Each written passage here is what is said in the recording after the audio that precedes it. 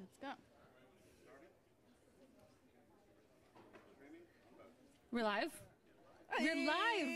Good evening, everyone! Welcome to the live stream from the red carpet of the Breakthrough Prize. I'm Dianna Cowern. I'm Simone. This is Simone Giertz.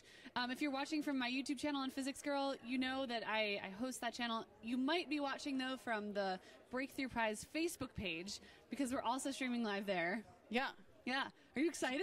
I'm excited but leaning on nervous because we're going to talk to some very smart people. We are. And it's a little bit terrifying. Yeah. There's going to be a bunch of very accomplished scientists coming through, and we're going to get to ask them questions. We get to ask them whatever we want. I feel like I'm going to stall and be like, what's your favorite color?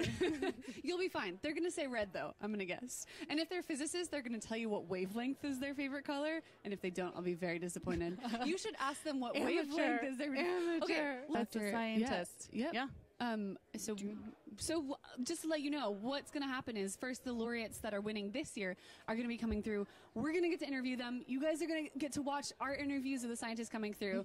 And then there will be some hosts, some of the tech giants that founded this prize. So that includes Anne Wojcicki of 23andMe, Sergey Brin of Google. You may have heard of Mark Zuckerberg of Facebook, and Priscilla Chan. I don't think we're going to get to... We've got our first Dr. Gary Dr. Hinshaw. Hi. Hi. We have a live stream going on right now. So Dr. Hinshaw, tell us how it feels to be here at the Breakthrough Prize. It's an amazing honor to be recognized with all of these colleagues, and it's an amazing team I was able to work with, and a once-in-a-lifetime experience. Can you tell us a little bit about your team, about the science that you've been doing?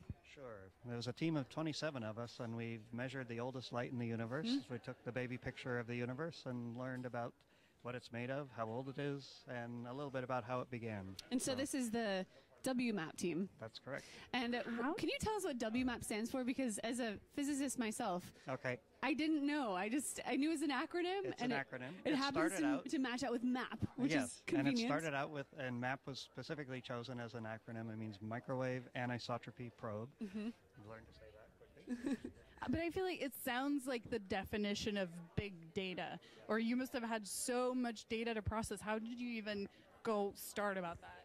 We started 20 years ago, and we simulated this whole concept to start with on the computer, and that was really that was the beginning of the whole process. And so we've been thinking about data for 20 years, and we went and measured it then finally. So and it's real now. So it's an actual baby picture of the universe after 15 years of toil. Of the entire universe, mind you. Indeed. The entire universe. Yes, it's quite amazing. So, very exciting. Yes. Well, congratulations on being part of the prize. And it's fabulous to be here. Thank you for chatting with us. My pleasure. Okay. Good luck tonight. Oh, that was part of the WMAP team. Those are real scientists. I just know. They are real. They will be stopping by our live stream. Yeah, that's so exciting. So yeah, the WMAP team is mapping the entire cosmic microwave background.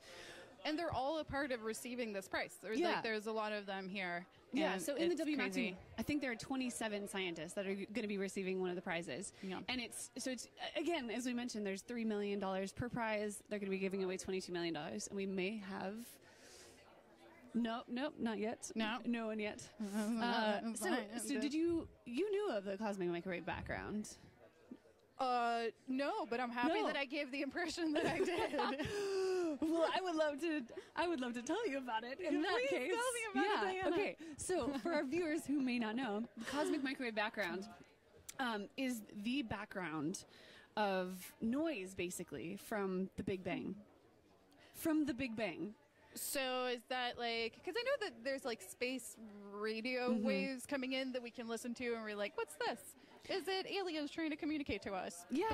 I mean, we get all different kinds of radio waves and microwaves and different kinds of radiation from different sources. So we've got light from stars, and some of that's microwaves and radios and stars. so forth. You know stars. Like stars? Not you the ones to that know are that, Simone. Not the ones that are going to be coming through the red carpet, but the other kind. They probably radiate a little bit too. Oh, but. absolutely. In infrared, you're a brilliant genius, Simone. This is why I invited you. Okay, but they actually map that to the Big Bang. But how can they sort it? What comes from the Big Bang and what comes from other places? That's a great question. So yeah, they're mapping the radiation that came from the Big Bang, which started off as radiation with really high wavelengths, like really, really energetic, things like X-rays and gamma rays. But now the universe has stretched out, and that stretched out the wavelength. So now all of the radiation coming directly from the Big Bang is in microwave wavelength. But how can it still be a thing? How can we not have run out of... Why, are they just like bouncing around? Or it's just traveling through space. Like it's not hitting anything. And until it hits the detector of the WMAP probe, and then it no longer travels past that. Yeah. But it's, unless it hits anything, and sometimes it does, it gets warped by gravity and it's hitting us right now. Yeah. We've got one more. Dr. Bennett.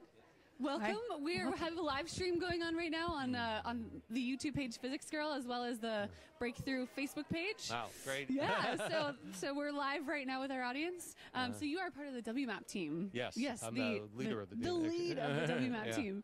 So Yeah. we just spoke with one of your colleagues.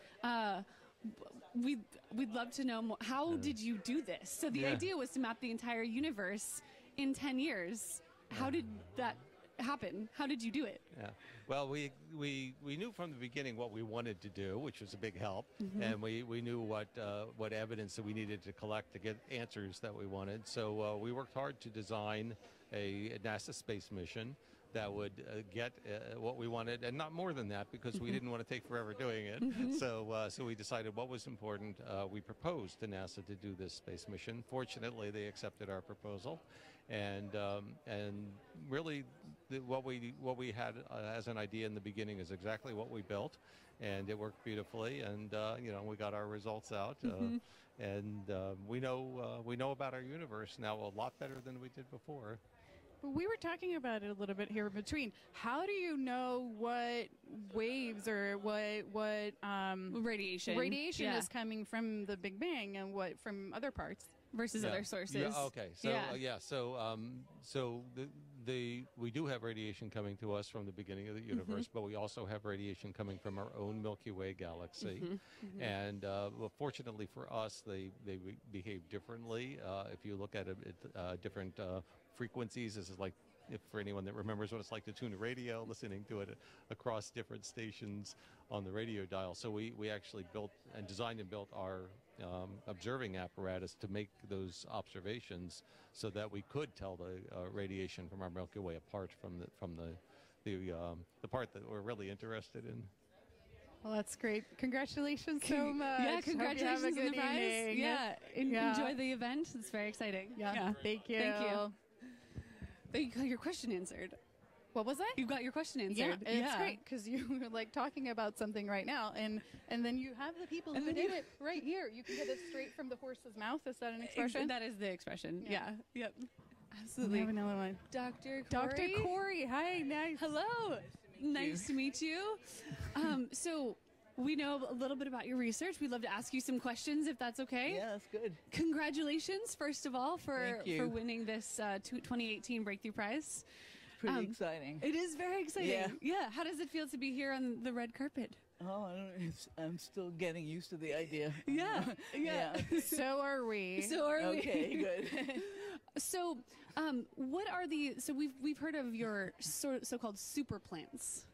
Yeah, we call them ideal plants. But Ideal they're kind of super plants. Yeah. So they have the extreme nickname is super plants. So what makes them so ideal? What makes these plants so ideal? Well, we think they're ideal because they're going to have several properties that are really important for the Earth right now. So, I mean, one thing that's happening is that the planet is undergoing global warming, right?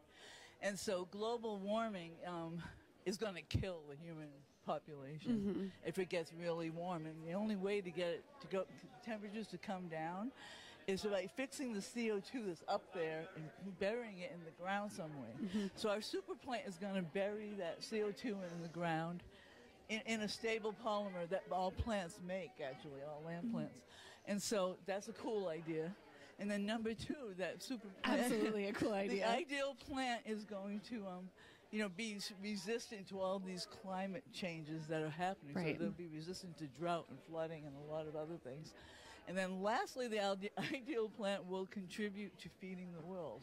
Right. Yeah, so we're thinking of making it doing all this in a legume, like chickpea or lentil, right? So you eat the top piece of the plant, but the bottom piece is still in the ground? bottom piece, yeah, you can eat the top piece because it's a perennial crop. It's going to be growing year after year after year.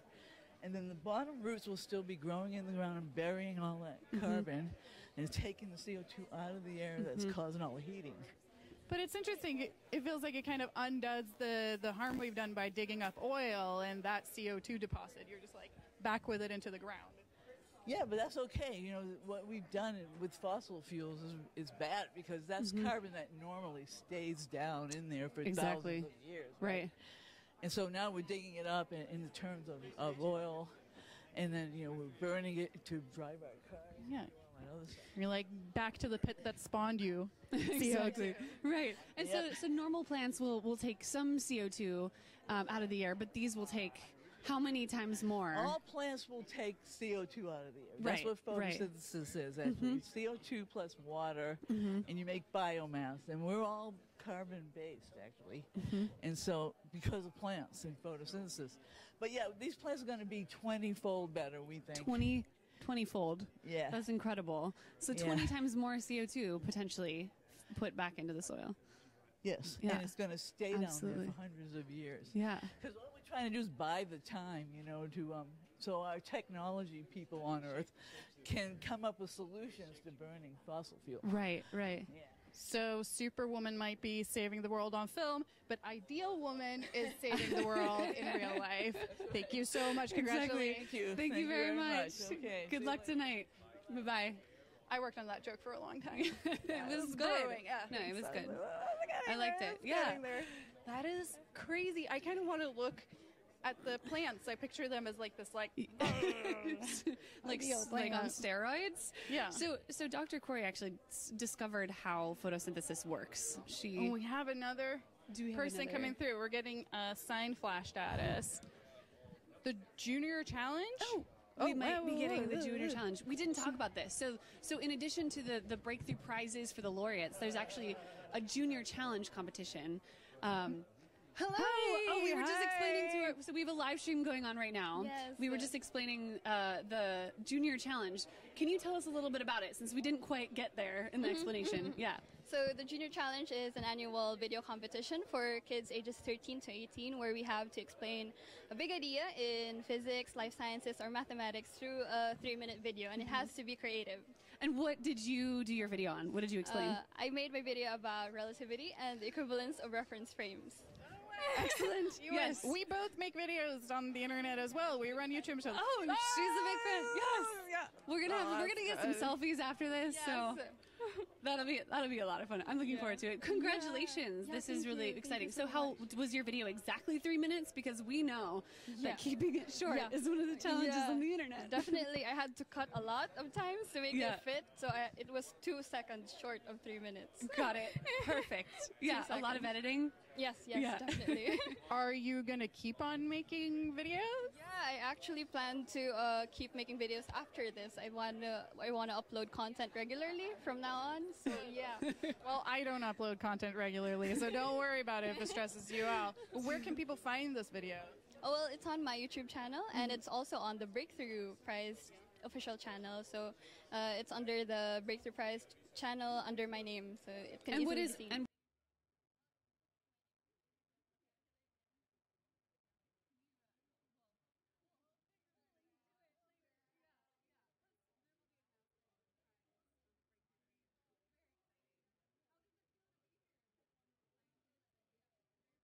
Exciting to be in a bus full of just amazing minds. Yep. And it's so inspiring, actually, when you talk, they talk about ideas, and that's really, really huge for me. It's fun hearing scientists talk about their science. Yeah. And when they meet, they immediately start talking about what's your research about, what are you doing right now. So it's really exciting to be part of these conversations. Yeah, it's so funny to actually see that the overlap, the collaboration, and see them. They don't just get in there and talk about whatever. They talk about science. The scientists love doing that. We love talking about our science. It's true. Anyways, good luck tonight. Congratulations. Wow, thank you. Yeah, well, check out your videos on YouTube. I'm excited to look at it, to watch it. Well, we've just gained 2 new fans here. Yeah. So. Yeah. That's how you recruit subscribers. Yeah. Congratulations. Absolutely. Congrats. Yeah. Oh, that's so cool. Good. Yeah. So they had a competition where many teens, so from 13 to 18, entered to explain some kind of concept like we try to do on our YouTube channels. And then they're judged and they pick a winner that receives a... They watched thousands of videos, I've heard. Yeah. That's crazy. And then they also receive a very large monetary prize. Hannah, I feel like we should start like a YouTube science school. You should, and I'll be your sidekick, just like I am here. I'm like Robin and you're Batman. A YouTube science school? I don't know. I just feel like it would be nice to get some like really small and cropping and exciting YouTube channels and young people who are making science videos and be able to coach them and help them. Maybe I'm talking live about something that we're going to be like, we can't do.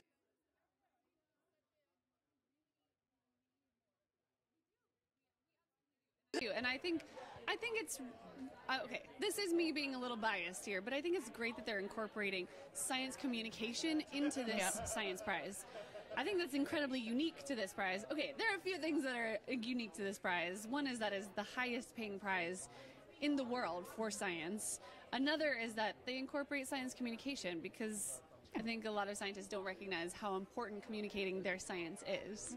And yet a lot of these scientists tonight are getting some good practice. Yeah. With you here on our live stream. That's good. It's like, it's so nice to hear people talk about, because I always feel like when you're reading an article about like a popular science or popularized version of the science that people are doing, and I'm always like, they probably wouldn't agree with this, like formulating it this way or putting it that way. And when you're actually talking directly to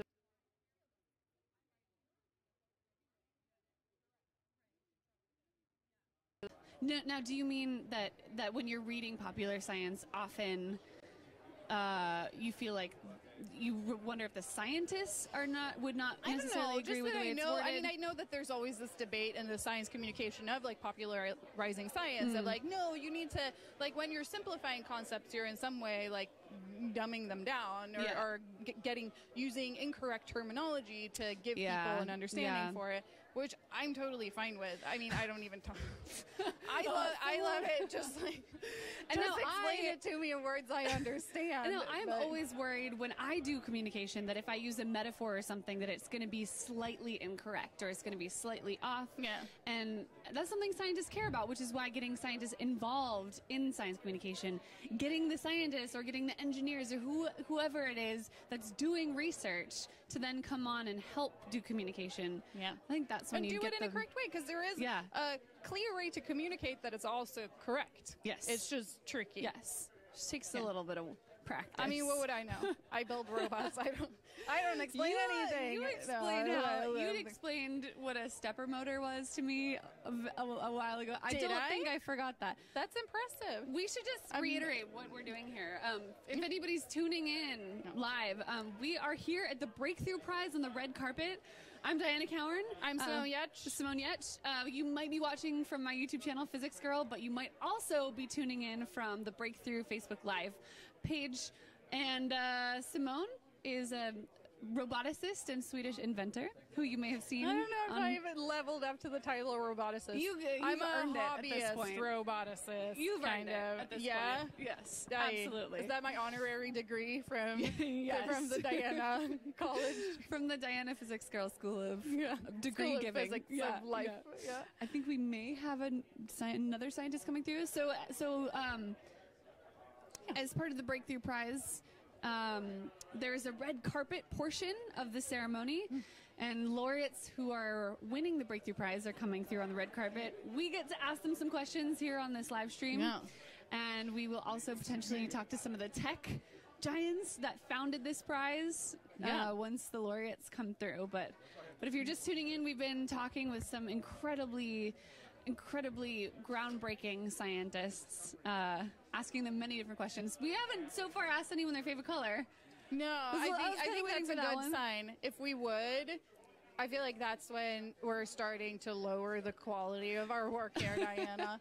This is the first time. I mean, I've been on red carpets-ish before. Definitely the first time on this side of things. Okay, on the red carpet. Interviewing side of things. I mean, I've been on the other side of things like one and a half times. It's crazy. It's a lot of fun. There's a lot going on.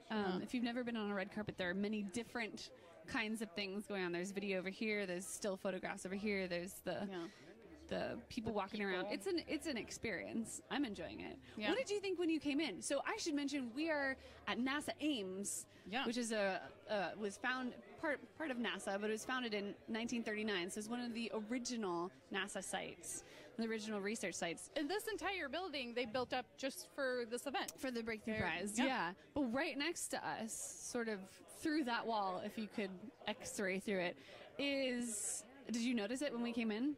Was it the big steel cage? The giant steel cage? Yeah. What is that? That is, I thought you'd never ask. That is a hangar. It's a hangar from when there were airships in the U.S. Because there's a hangar the ones that would explode? Preferably not those, but yeah, that's kind of the idea. Were they any? Is that the big zeppelinare in Swedish? I think zeppelin is the word that's closest to that one, but blimp is the word that we use. Yes. Blimp sounds like I'm writing a document and I get a puddle of ink. Yeah. Oh, I blimped the page. But that's okay. So that's a flying. That's what we use for regal ships. But it's like a fancy helium balloon that you can go in. They're like bubble flying ships. Yeah. Bubble flying. Yeah. I'm telling you, science communication right here. Blimp to bubble flying ship. That's what Diana does. Dianna Cowern, everyone.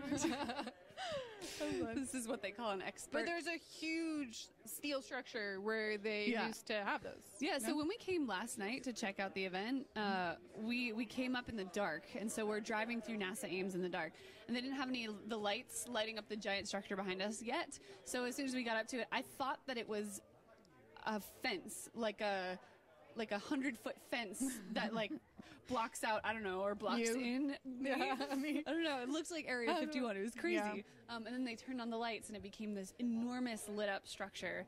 That's the skeleton, the structure, the scaffolding of this giant hangar for an airship. And that's where we are. That's where we're having the event. We're having another person come through. Oh, perfect. Yeah. Dr. Hello. Page. Dr. Hi, Page. I'm Simone. Hi, Lyman. How do you do? Diana. Lyman. We have a live stream going on right now. So we're live streaming to my YouTube channel, Physics Girl, and to the Breakthrough Facebook page. So we'd love to ask you some questions about your research. So you are also part of the WBAT team. Yes. Yes. Yes. And so what was your role on the team? So I'm an experimentalist, so I like to build things.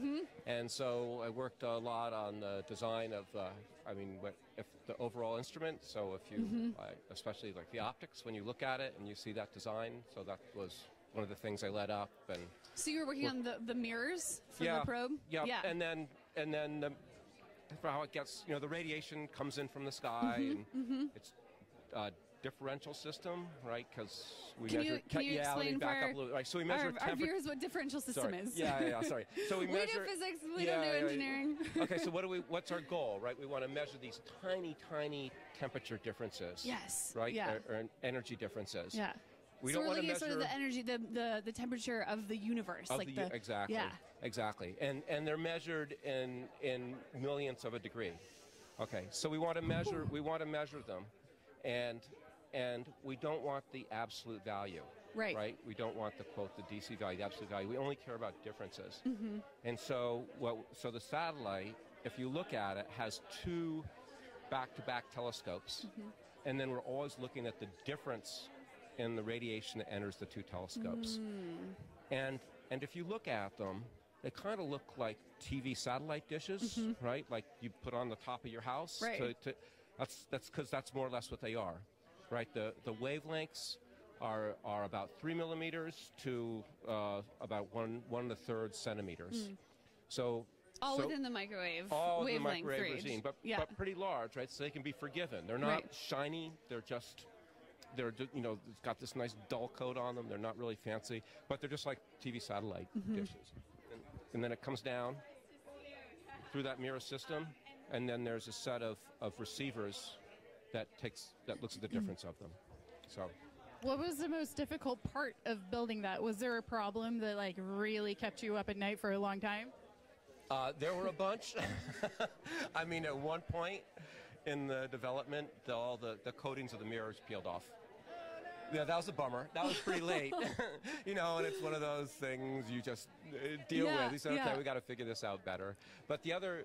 So you just said you had to change materials. Like this was not after it had been launched into space. No. Yes. This was measured in months before it was going to go. And we went back and, you know, got it resurfaced and things like that. But, you know, problems rise all the time, right? You're just in things you don't expect. And they come up and you figure them out and you move on and hope you figured them out right and you know, are careful and worry about it and all those things you're supposed to do, right? And think about it a lot and yeah. And so, can we ask you one more physics question while we have you here? So, what we're trying to do with WMAP, or what you've done because all the data is in, is map the temperature of the entire universe, map the cosmic microwave background. Right. Is there any part of the universe we haven't mapped yet, or do we want to go into a finer resolution? What are the next steps? Yeah, so there are sort of two frontiers, if you will. So we've mapped, and after WMAP, the Planck satellite did a great job. So we've mapped what we call it's the edge of the observable universe. And so there are sort of two frontiers left.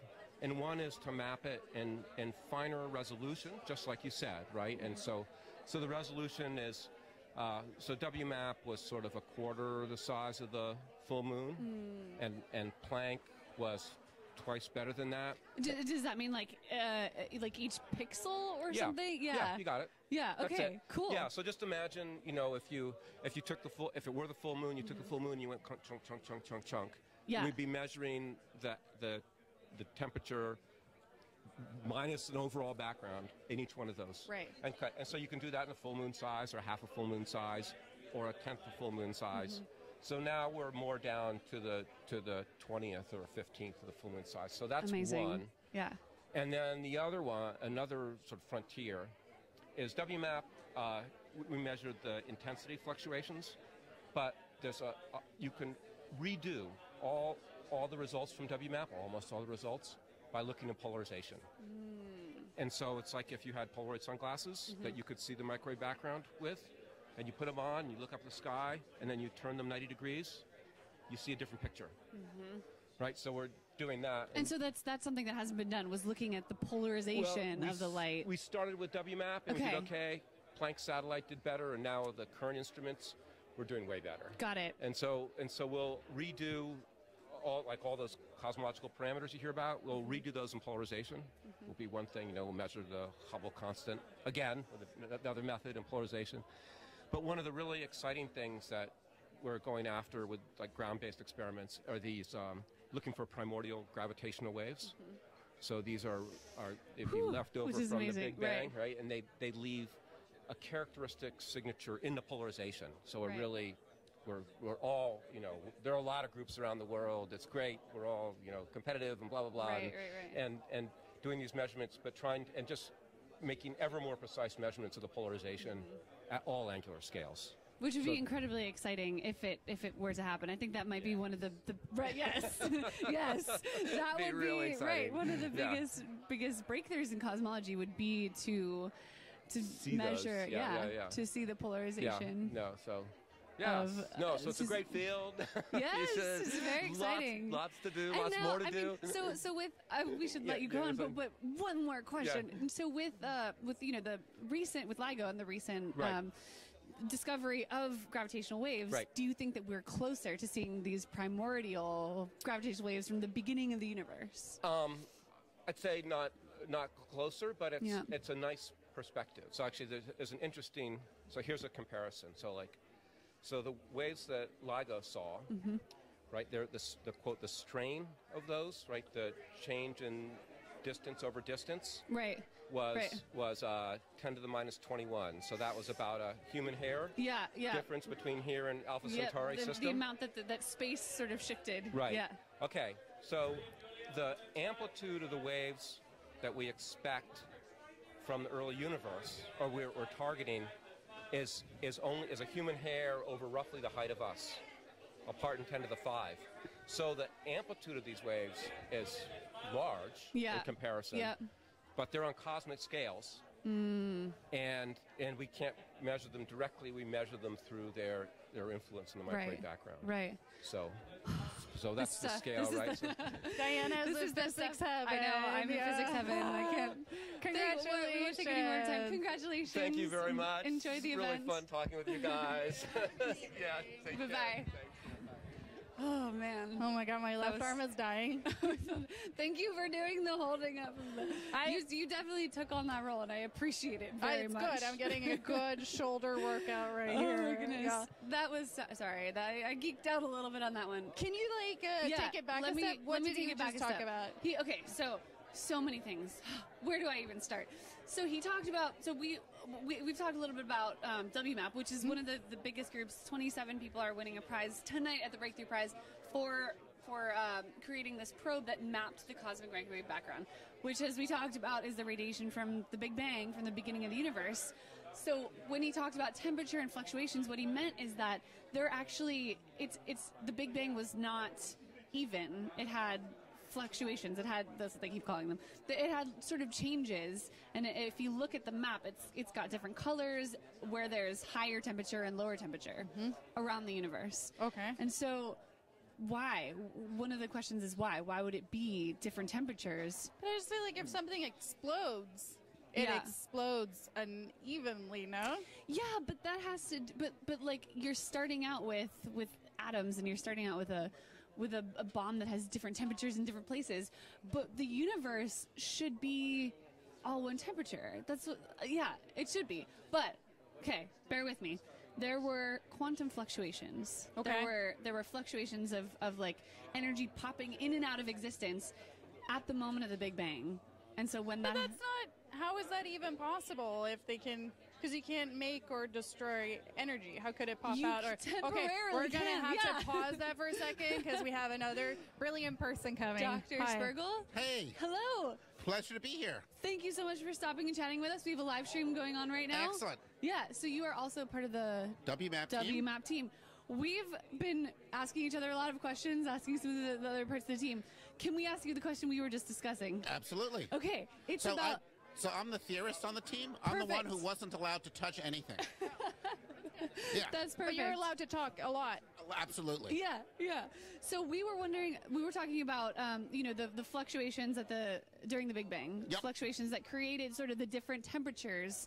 How are those possible? How is it possible that you can have fluctuations at such an early state of the universe? So what we think happened was very early in the history of the universe, and this is really early. Yeah. The first trillionth of a trillionth of a trillionth of a second. We think the universe underwent this period of incredibly rapid expansion that we call inflation. And this part of the universe over there expanded a little bit faster than that part. So that ended up a little denser than that part. So we start out with these small variations, about a part in 10,000 in the density of the universe from place to place.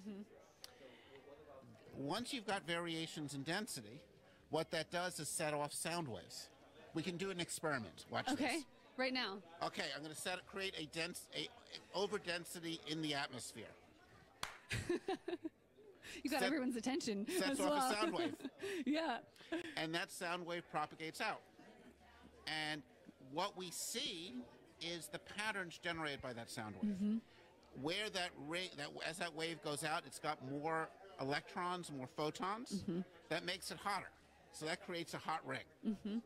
Now the subtlety, and this is one of the reasons we have evidence, very strong evidence for dark matter from our observations, is left behind is excess dark matter. So we've got excess dark matter here and a ring of baryons and photons around it. That excess dark matter makes a cold spot because you've got to climb out of a gravitational potential well because it's extra matter. This makes a hot spot. So we can measure the amount of dark matter in the universe by measuring the relative amplitude of the ring and the hot ring and the cold center. We can measure the age of the universe because we can measure the size of the ring. So I think of it as nature holding up this ruler, which is how far a sound wave could move from the beginning of time to 380,000 years after the Big Bang, so roughly 380,000 light years across. That time scale matters because that's when atoms first form. And by measuring that size of the ring, we then just get to apply high school geometry. I know a length. I measure an angle by seeing how big the hot and cold spots we see are. From that, we can figure out the age of the universe.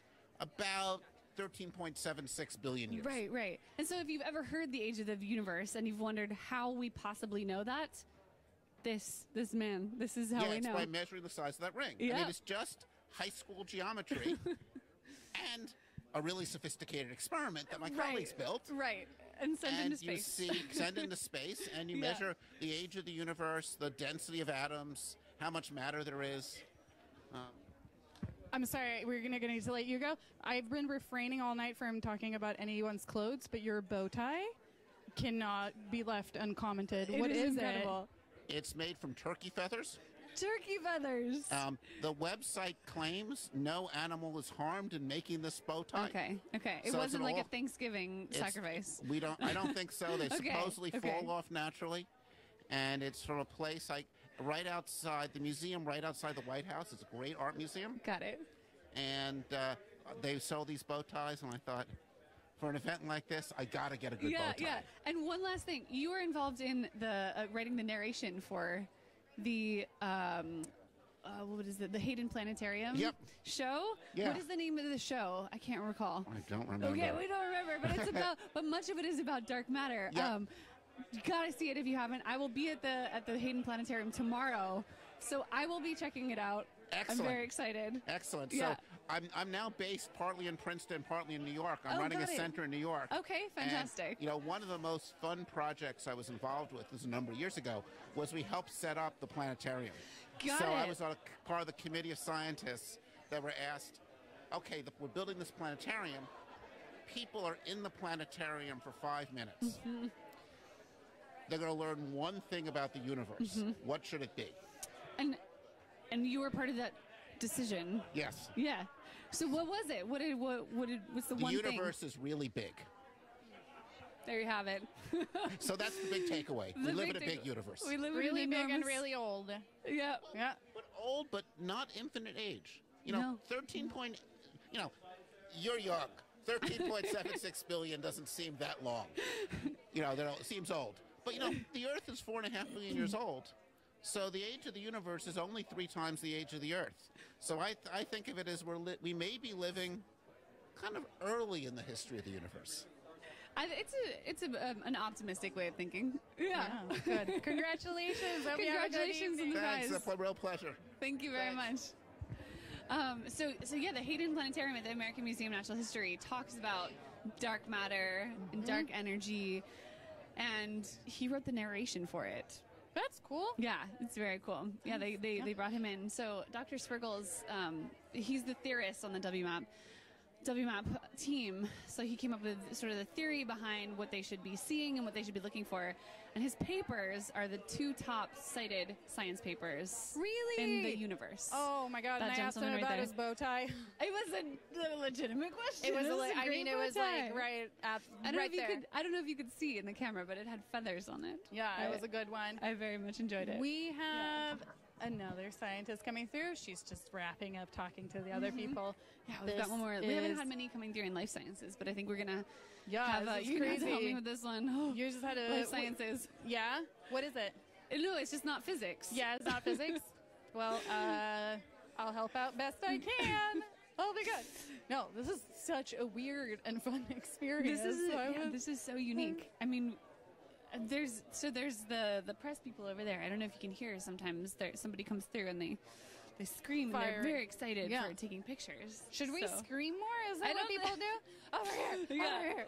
I No. think I've had enough fangirling moments Yeah, tonight already. yeah. I think I'm good. I don't That's know. good. I don't know about you. Yeah, I'm satisfied. I'm ready to go. I'm ready to go. No, this is crazy. So we're at the Breakthrough Prize at NASA. Yeah, we're at And- NASA Ames in Silicon Valley. No. And the Breakthrough Prize is about to start. The ceremony is coming up pretty soon, but right now we're doing the pre-show red carpet. Yeah. And Yeah. yeah, it's been Yeah. super fun. Yeah. We're chatting with scientists. If you're just tuning in, we're streaming live on Physics Girl YouTube channel as well as the Breakthrough Prize Facebook page. Right. I'm Dianna Cowern. I'm the host of Physics Girl, and I'm this is Simone Giertz. This is Simone Sorry. Giertz, my co-host. Yeah. I'm the Robin to your Batman. You're the Robin to my Batman. Yeah, I couldn't do I wore without the you. wrong outfit though. He has like, what does he have? Like red pants and a weird. Robin? Yeah. You're. Am I confusing him with you're- Robin Hood? I mean, there's no tights involved. That's They're Robin all Hood. about tights. Maybe there are They're tights. wearing all tights. You're asking the It's wrong all tights. person. Well, I bet You're people in so- the comments are going to be very happy to They tell are, us what they are. Robin wears. I'm I'm thinking so- the old school Robin and I'm so Batman. excited to see the comments later. I think most of them are going to be about Robin and Batman now and our ignorance of them versus And about actual the science. left arm workout I'm getting. But I mean, it's I good. know. We can switch No, on that. no, it's good. I'm the muscles, you're the brains. That's how this friendship has always been and continues to be. I appreciate it. So, how do you feel about this event so far? It is it's so fun. Yeah. It's crazy. It's Yeah. fun to be here with you, but it's also very intimidating because, I mean, it's extremely intelligent people. Yeah. And I'm just like, what if you accidentally insult somebody? No.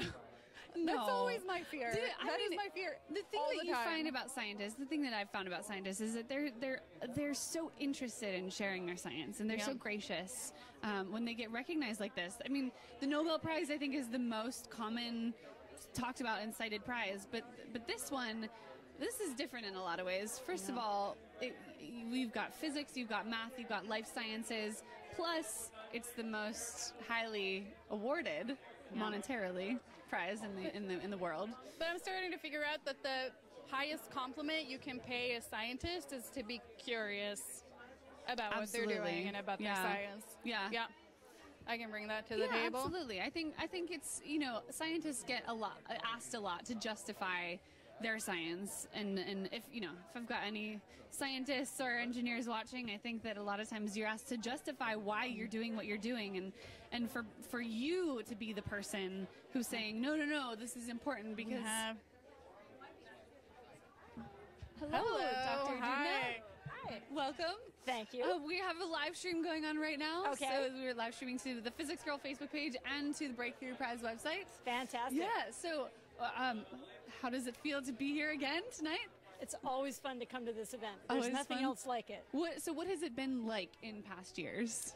In past years, this event is one that brings together scientists and many people that support science, including celebrities from Hollywood and elsewhere, who want to get together for an evening and talk and think and celebrate science and breakthroughs that lead to new technologies and ways to solve problems that couldn't be solved in the past. And so as having been involved previously, what was involved in winning the prize? So you had to give a symposium, and I'm guessing that's happened already. You did that 2 years ago? 2 years ago, Okay. right? Yeah. So it's a symposium. Also, there's it's sort of a whole weekend of celebratory events, meeting lots of people, of course, and really just getting together with other scientists and celebrities to think about ways that we can together celebrate science, encourage young people to go into science as a career, and to show them that our society values the work that they do. And so what advice would you have for future scientists or for the scientists that are just winning the Breakthrough Prize tonight and sort of opening doors for them? Advice? I think my advice would be keep doing what you're doing. It's a wonderful career. We want to encourage young people to get involved, to think about ways that they can pursue their passions and in the process uncover things that nobody can imagine today. Fantastic. Thank you so much. Great. Enjoy the event tonight. As you as well. Thank you. Thank you. Thank you. Have a good evening. Dr. Dudin is one of the previous winners of the Breakthrough Prize. Oh, okay. So yeah, we've got some. I wish that we had a second to introduce them before they came and talked to us. But yeah, so she won one of the previous Breakthrough prizes in 2015. Yeah. For what for? Life sciences. Life sciences. One of the life science prizes. What is life sciences? Biology. Like biology? Basically. Okay. Yeah. I'm translating to the Swede. To the Swede. I mean, also the ignorant one, but no, you know. But it's good. It's also daunting to introduce people about their work when they're right there. It is. Yeah, it's a little bit. Especially when it's not your field. Who are you most excited about meeting tonight? I've already met them. You already met them? The It was a WMAP team. Yeah, very excited. I mean, there's also the Supernova team that discovered the accelerating expansion of the universe. That's like a huge thing. The accelerating expansion of the universe? Yeah. I mean, it's like the most sad thing I've ever read, because you kind of hope that it would slow down and come back and we can do it all over again because it's such a great party. But it's just, I mean, they're thinking it's just going to stretch out and cool down, and then we have like a thermic death. Yeah. Daniel Ek. Oh, wow. We have a Swede here. This is all you, Simone. This is your territory. Okay. We have the founder and CEO of Spotify here. The founder and CEO of Spotify. So we mentioned there's going to be some tech people. Simone. Hello, Diana. We are live streaming on the Physics Girl Facebook page, as well as the Breakthrough Facebook page, Physics Girl live YouTube channel. We're getting confused. We have a lot of mutual friends. I'm the younger sister of Leo Yach. Yeah, that's all I got. That's super cool. Do you live in the area? No, I live in Stockholm, Sweden. So I basically came in to support science and just have a great night. You came in for this event? Pretty much, yeah. That's crazy. And how are you supporting? I mean, you're running a huge company, and I mean, with a bunch of programmers and developers. And how is Spotify supporting science in other ways? Well, right now, one of the fastest growing categories for Spotify is podcasts. And in it, there's a lot of science commentary. So you have physicists, you have other people, you have psychologists explaining the world. And we're just very excited about sharing now ideas and knowledge, as well as just music. So we're very excited about meeting some of the top scientists in the world tonight.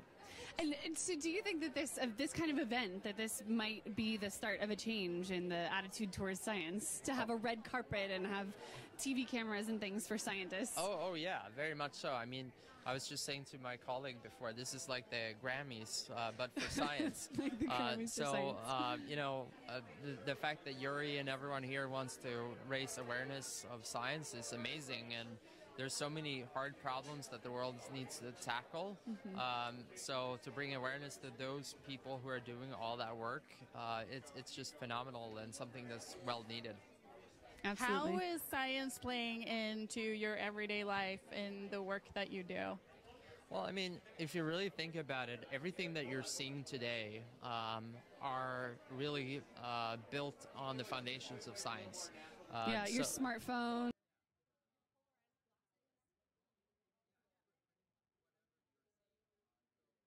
I think, when people talk about innovation, they usually think it's an entirely new idea. But in truth, it's about putting two or more known things together in a new context. And many of those things are uncovered by the basic science that a lot of our smartest men and women around the world are doing.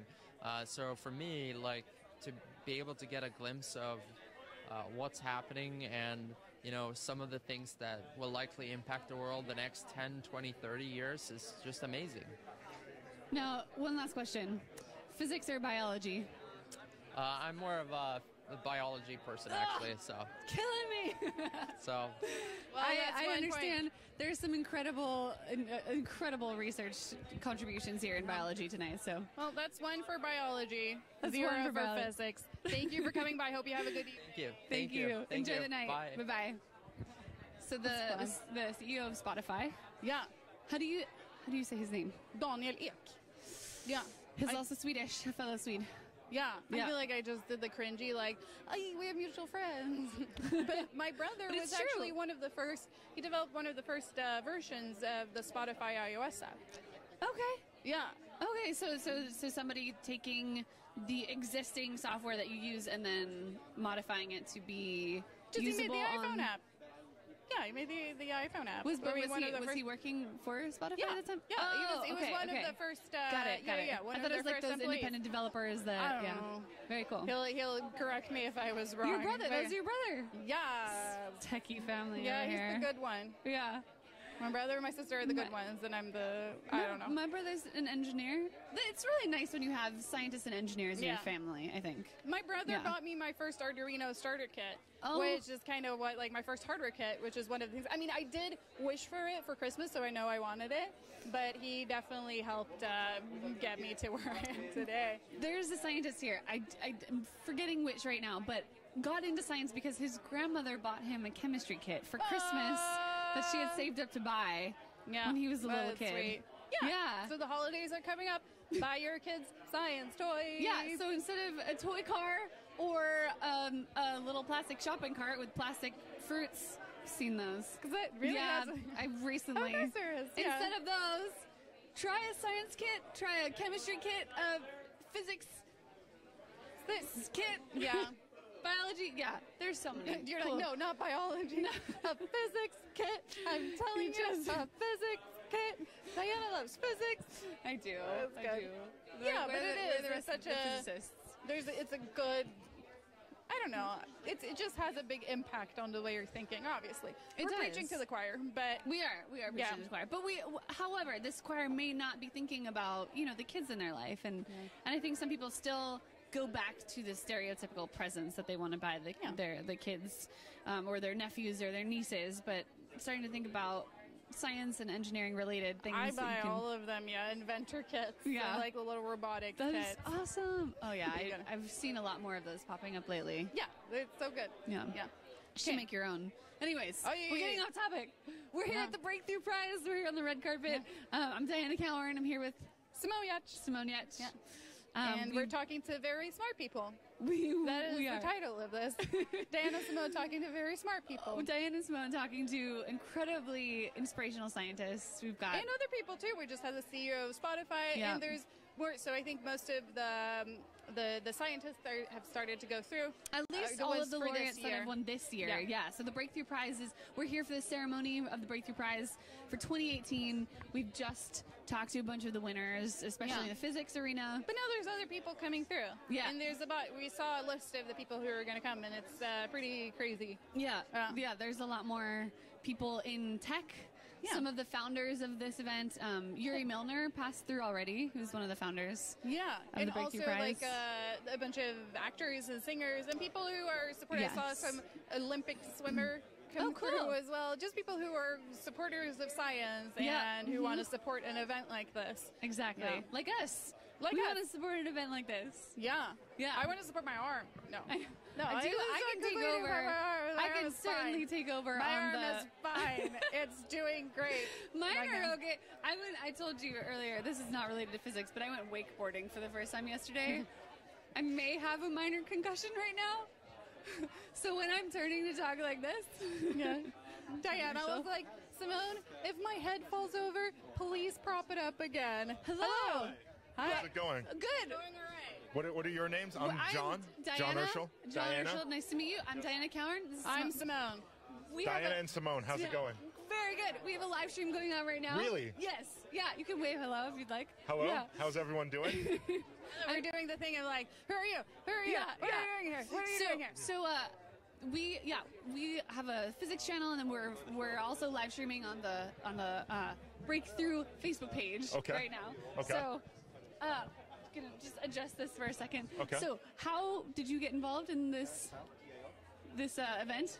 So the way I got involved was the people at the Breakthrough Prize reached out to me and asked if I'd like to come and be a presenter. And of course, as soon as I heard about it, I said yes immediately.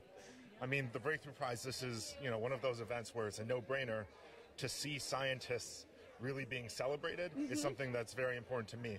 And so of all the, of all the different prizes, what do you think is unique? What do you think is special about this one, about the Breakthrough Prize? I think one of the biggest things is that, one, it does prizes in fields that are very fundamental and often can get looked over by other prizes. For instance, there's no Nobel Prize for mathematics. And as a mathematician... Not a lot of people know that. No, this is not well known, but as a mathematician, this is something that, you know, I very much appreciate the importance of mathematics being celebrated. And so how does science, math, technology impact your life or the lives of the people around you? Yes, so me personally, I'm finishing up my PhD at MIT in mathematics. So She's also MIT. Really? Yep. Look at that, a nice little grad rat. I know. This is the regular undergrad. Gotcha. Yeah. So are you there now? No, I What graduated years? a few years ago, 2011. Yeah. Oh, okay. Double hockey sticks. Gotcha. Did you like your time there? I loved my time there. I love MIT so much. It's really good to hear how much fun you had at MIT. It was the best. You know, I mean, like anything, it's challenging. The people you meet are incredibly inspirational. But how are you enjoying your time at MIT? I love it. I'm serious. I've never been happier in my life than when I've been at MIT, sort of in the math department around, you know, world-class mathematicians. Yeah, that's fantastic to hear. Yeah. What is your research on? So my research is on a number of things, including machine learning. A number of things, and you're a mathematician. Fun. Yes. May or may not have been on purpose. Machine learning, combinatorial optimization, a lot of things where you have some problem and you want to come up with some good algorithm to solve it. Yes. Fantastic. Yes. And actually, since we're talking MIT, yes, my advisor. Did we have is your advisor here? My advisor and the MIT math department head is here with me. Oh, hello. Knows that we're among MIT. I am an alum. I was physics at MIT, course 8 as they call it. A lot of people don't know this, but MIT they do all of their majors by number. Yes. So math. Don't tell me what. Oh, okay. Math was course 18. Good. It's been a while. And I think if I got that wrong, they'd say I was an imposter. That's perfect. I think they say that's the true mark of if someone went to MIT, whether they're an undergrad or a grad student, is whether they know the numbers It's true, or not. they know the numbers. To be honest, I had to think for a second what courses I took. So there's 1801 and 1802, which is all the calculus courses, and you guys don't care. But and you are the head of the math department. The head of the math department. Now. Yeah, currently. My advisor, and he's my boss. Yeah. Fantastic. Peter Fisher, are you familiar with Peter Fisher? Peter Fisher I spend a lot of time with Peter I'm Fisher. sure you do. So. Yeah, Peter Fisher is the head of the physics department and was my advisor when I was an undergrad. So. Oh, nice. So if you didn't feel outnumbered before. Yeah, there you go. Bring more of our people. I'm not an MIT. We can't help it. As soon as we find out I wear my brass rat so that they'll see me. They'll know. And we'll group together. Yeah, well, it's very, very nice talking to you. Yes. Enjoy the evening. Thank you. Yeah. Michelle Gomez. Bye-bye. Nice to meet you. Have a good evening. Bye. Have a great time. We've got, we've got somebody from Life Sciences. Do we know what they do? We have a paper. We have a cheat paper because it's very hard when you're live. There's a lot. To have time. It is true. Yeah. It's also hard to remember everything. So Dr. Elledge is. Oh yes, Dr. Elledge is a previous winner, and Dr. Elledge is talking about how DNA responds to damage. So this is incredibly important for cancer research. Right. Yeah, because mutation could be seen as damage. Yeah, or is a form of damage. No, mutation. Typically it comes from damage. Yeah, so if you have any kind of like radiation coming into the DNA, oh no, we can ask because I don't know this as well. I only as soon as I talk about biology, I have to throw in some physics there. I'm like, radiation comes in there. And radiation comes in there. And it changes the DNA. So we can ask anything we want about. He knows about how DNA responds to damage. He knows how it's related to cancer. And then there are potential treatments that you can do based on helping DNA repair itself. So we'll get to ask questions about that. That is with crazy. Dr. Elledge. Yeah. Good stuff. You met some MIT people too. I did. Does it make you miss it? A little bit. Yeah. I mean, There are other things. YouTube's fun. Yeah. Hello. Hi, Steve Elledge. Nice to meet you, Dr. Hi. Elledge. We have a live stream going on right now on the YouTube channel Physics Girl, as well as the Breakthrough Facebook page. Okay, great. Yeah. Hi there, people out there in Facebook land. Yes, you're the first person that initiated the wave. They appreciate that. Yeah, there's going to be a lot of comments that are probably wave emojis and hellos in the live stream comments. All right. So can you tell us a little bit about your research about how you got involved in DNA? We're physicists. You're a physicist? Yeah. I'm not. I build robots. I was a chemist, okay? Got it, okay. So I grew up thinking molecules are like really, really cool, and so I got a degree in chemistry, and I didn't learn biology until much later in life. And how I got interested in biology was when I took a class where they explained DNA, and the fact, and that was right when the revolution occurred with recombinant DNA. And I was blown away because you could take DNA apart, you could put it back together, you could make genes do things. I thought, wow, I want to be part of that. It's like the Lego of life. Yes, that's right. And you can just reorganize everything and rebuild things, rebuild proteins, and make them do new things. And so I thought that was so cool. And that's why I wanted to study DNA. And what I ended up doing when I finally progressed to having my own lab was I studied how DNA actually knows when it's broken and how it sends out signals to try to alert the rest of the cell and even other cells in your body there's a problem here, and then it sort of orchestrates a response. You can think of it like sending a signal to the police and the fire department to come in, and you call in the troops and they come and fix the chromosomes. So DNA can actually sense its own integrity and send out signals to make sure that it gets fixed. And so sort of the fire and the police response process was not known before this research. That's right. It wasn't known. And so with this, what can you do? Are there sort of treatments that can be made from recognizing how DNA repairs itself? Well, actually, it's quite interesting because there are a number of different ways you can look at it. And one of them is that the pathway that senses damage sometimes makes a decision to kill a cell. Right. And so a lot of chemotherapies... Is that programmed cell death? Yes, that's programmed cell death. She's a physicist. You got that one right. Apoptosis? Yes, that's right. Really? Yes. Done here. And so the pathway that I discovered also signals sometimes to kill a cell. Got it. And that's how chemotherapies in cancer work. Okay, so then the other thing is that if the pathway that we discovered doesn't work right in a normal person, then you don't fix your DNA as well, and it starts rearranging, and you can get cancer. Okay, so that's another aspect of it. And a third aspect of it is that if some tumors, in order to evolve, have broken a piece of this pathway. And if you're born with a piece broken, you can have all kinds of bad things, all kinds of developmental abnormalities, and you can get cancer.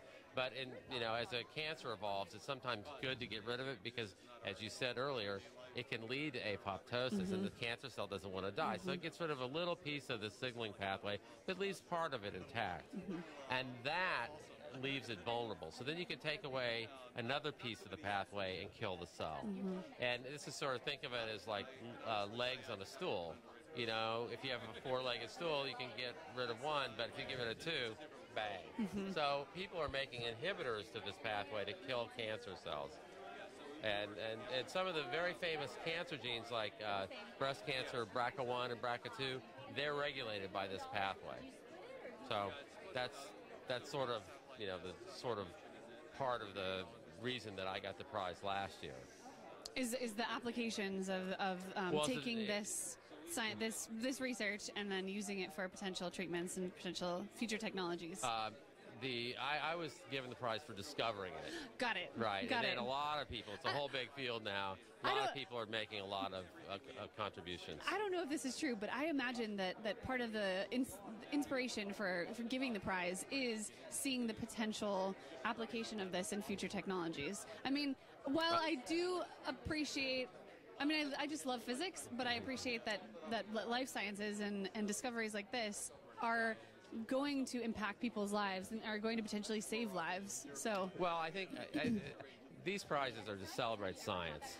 right? And sometimes it's just beautiful science. Yeah. And not everything has an application directly, although you can never predict what's going to happen. You know, like, for example, Kim Naismith won the prize this year. Can I say that out loud? Are you live? We are live. I don't know if when I'm supposed to say these things. But Well, we know who the prize winners are. Yeah. Okay.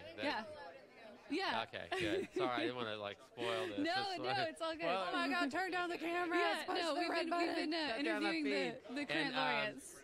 For discovering how cells, when they're going through mitosis, pair up chromosomes and then segregate chromosomes.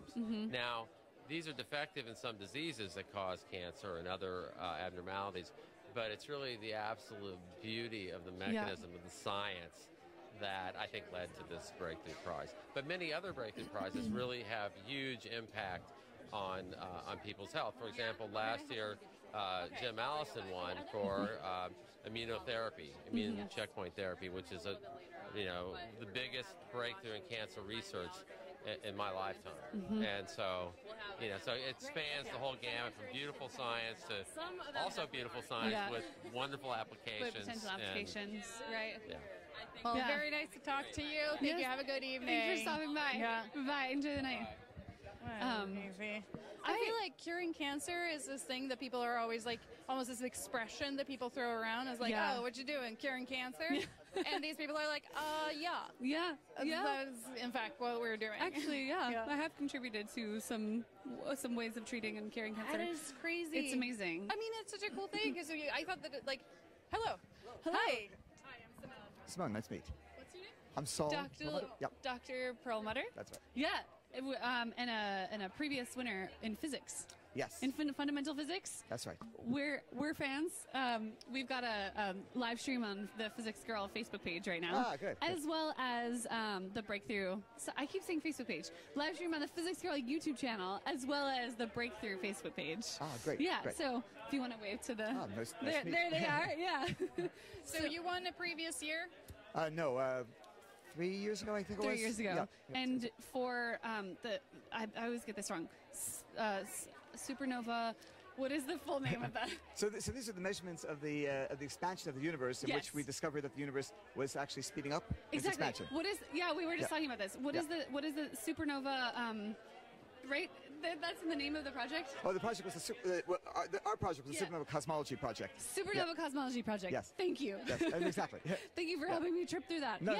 So we knew that the universe was expanding. We've known for a while that the universe is expanding, thanks to previous work. But what did your research contribute to that knowledge? I mean, the fun thing was that we had all assumed ever since the time of Hubble and Einstein that the universe would be slowing down in its expansion, right? Because gravity between all the galaxies would tend to slow the expansion, and so we set out to measure how much it was slowing down, and we thought it was going to be a really fun project, that we'd find out whether or not the universe was going to someday come to a halt and collapse, or whether it would expand forever. It seemed that you were getting to make a measurement that would tell you if you would live in a universe that would someday come to an end. And I thought, you couldn't get a better project than that, and it turned out it was even better than that, because we found the surprise. And of course, the best thing in science is when you come across something that shouldn't be going on. So it was sort of generally accepted that the universe was, or generally thought that the universe was probably slowing down in its expansion.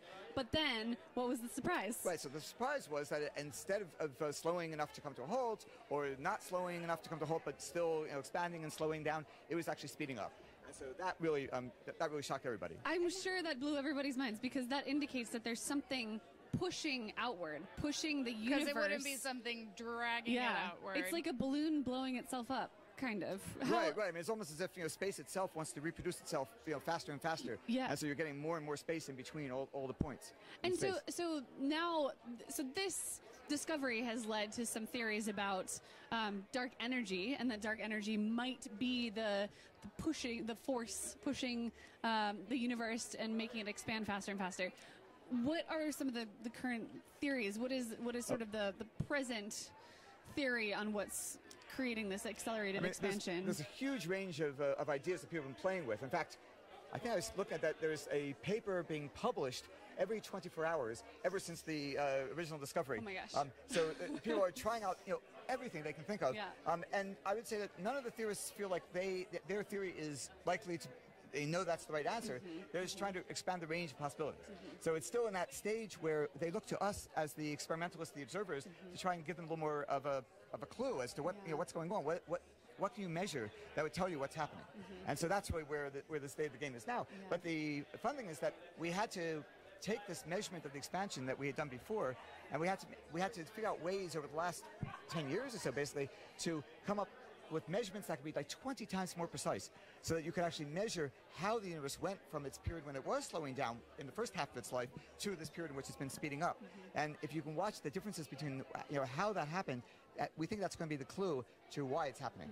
And right now, this term dark energy is almost just a placeholder for all the different theories that I've mentioned that could explain it. Yeah, I just love that dark matter and dark energy. People have, sort of wonder what it is, and they want to know because the names are so mysterious. But part of the mystery is that we don't know yet. We don't know what dark matter and dark energy are. No, exactly. In fact, when I say it's dark, I'm referring to our level of knowledge, not to the color of the energy. Right, fantastic.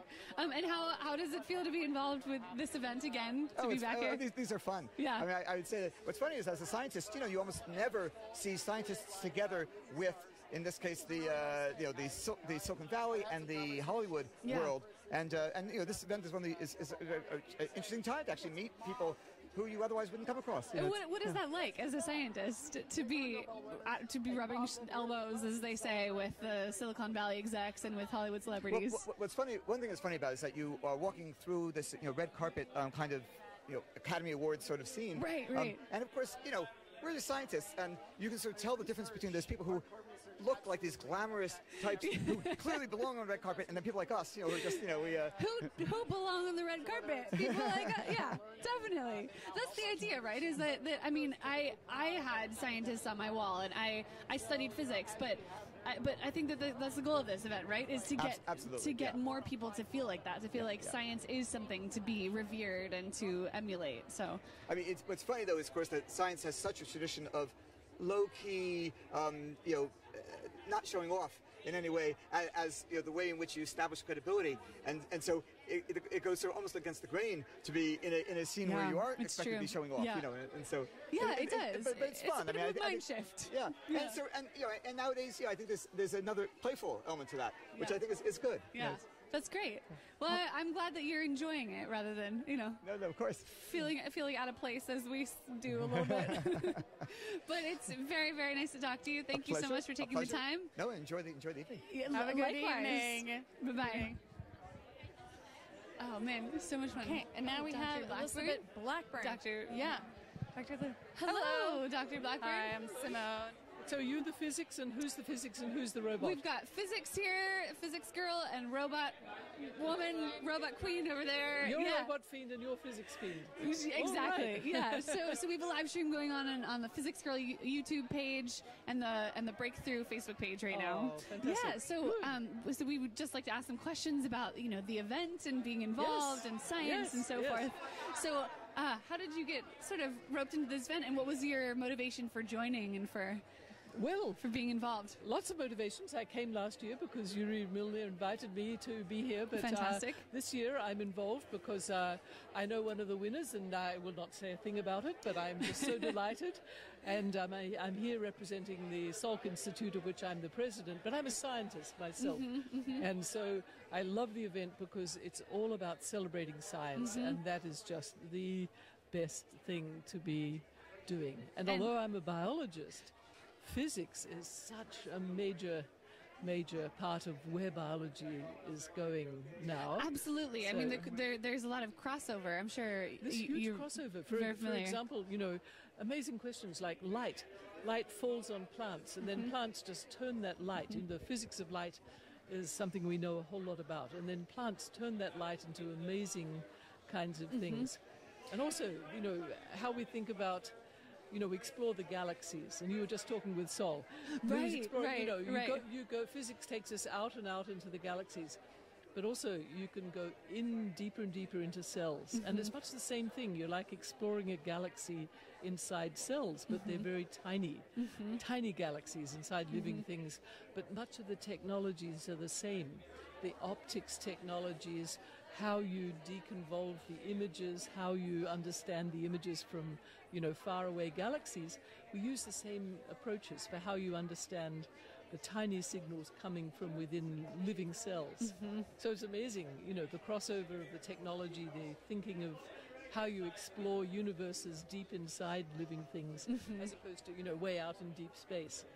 What are you currently working on? Well, I am the president of what's called the Salk Institute, which is a studies of biological systems, but understanding them at their most fundamental levels. So I myself have worked on chromosome ends for many, many years, and how they protect our genetic material and help us keep ourselves from aging too fast. And freeing. I feel like it pops up a shoelace. A shoelace. Metaphor we use. You are so right. It's a really good metaphor. We love it because it's actually the right metaphor. Because the chromosome, the shoestring, is our chromosome, and the little tips are the protective tips at the ends. So it's like the plastic cap on the end of a shoelace. When it wears away, which is like your telomeres, the ends of chromosomes, they can wear away, and that makes your cells wear down, and in turn that can be one of the many processes that makes human aging happen. But there are others, but we've got our hands on that one. So it's part of the picture, right? It's not the whole picture, but it's part. And so, as someone familiar with other science prizes, very familiar, what do you think is different or unique about the Breakthrough Prize? Well, I'm a Nobel laureate myself, so I can do very direct comparisons. Exactly. Frankly, they're celebrating the same thing. They're celebrating achievements in science, and there's so many different ways you can look at it, and so there's room for multiple ways of recognizing great science. But the spirit is to celebrate what humans can do, Absolutely. and but also the subject matter itself. And I think the Breakthrough Prizes really do a great job of celebrating the substance of science, what it actually is, and the wonder and the excitement of it. So I'm really excited about tonight because I know from the topics of who are the winners why we're going to have a really great evening. Yes, there's some incredible science, incredible winners. And who are you most excited to talk to? I'm not allowed to tell you who I'm excited to talk to because we don't have any. We were embargoed to talk about the winners until the release time, and I think we're live. We are live, yes. In that case, after 7 o'clock, everyone will tune in and go online and see who's winning. And find out I can tell about you the winners. It is really an exciting range of scientific topics that are being celebrated. It's great talking to you. Have a good evening. Enjoy the rest of the evening and the red carpet and the ceremony. Yeah. Thank you very much. Oh my gosh, she was so cool. She's very cool. The Salk Institute is actually in San Diego. So I have been there. Because you live in San Diego. I do live in San Diego. And I didn't want to say that Dr. Blackburn was a Nobel laureate because I don't know how that goes, what the protocol is. Like if you are talking to a Nobel laureate, do you bring it up? I don't know. Yeah. We've got Wiz Khalifa just walked by. Yeah. As soon as the Hollywood celebrities start coming through. You can hear changes. The photograph the clicking, shutter, the clicking of things. And it is a weird mix. Look great. It is as the previous person that we talked to, Dr. Perlmutter. The physics Dr. Perlmutter. acceleration. Yes. It's such a different feel with scientists and people. I mean, it's a very different frequency that they put out. It's fun though. It is fun. There's a lot of energy in the room, definitely. Yeah. There's like constant flashing. I like that you can tell there's constant photos being taken during the event. It's crazy. Yeah, so Dr. Blackburn won a Nobel Prize for the work on telomeres on the end of the chromosomes. Yeah, so as you age, oh man, this is me talking about biology. So, but I feel like what people did, like, this is the key to eternal life. Yeah, which people probably who worked on it were like, that's not really what we're going for. But basically, like, what is the thing that happens when people start aging? And it is that the ends of the chromosomes start fraying. Yeah, they start fraying. Yeah, and they also get shorter, and so you I can feel like tell my chromosomes are very short and fray right now.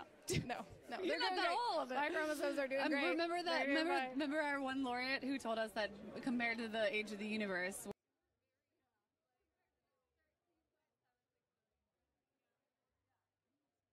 Tiny that we could have gotten all night. Yeah, that's good. Yeah, who there's we a got coming through? People. Yeah, Oh, there's a lot. Yeah, there's a lot more people coming through now, but it's slowing down. Which is a person who grabs the people we talk to. So before to this event, we're just giving you a little bit of background information because we're not professionals. No. That's all. We're not professionals. But we got a list of people who are coming, and we got to like, okay, I want to talk to this person. I want to talk to this person. I want to talk to this person. And then a grabber grabs the people, and they're like, hey, here's the person. Talk to them.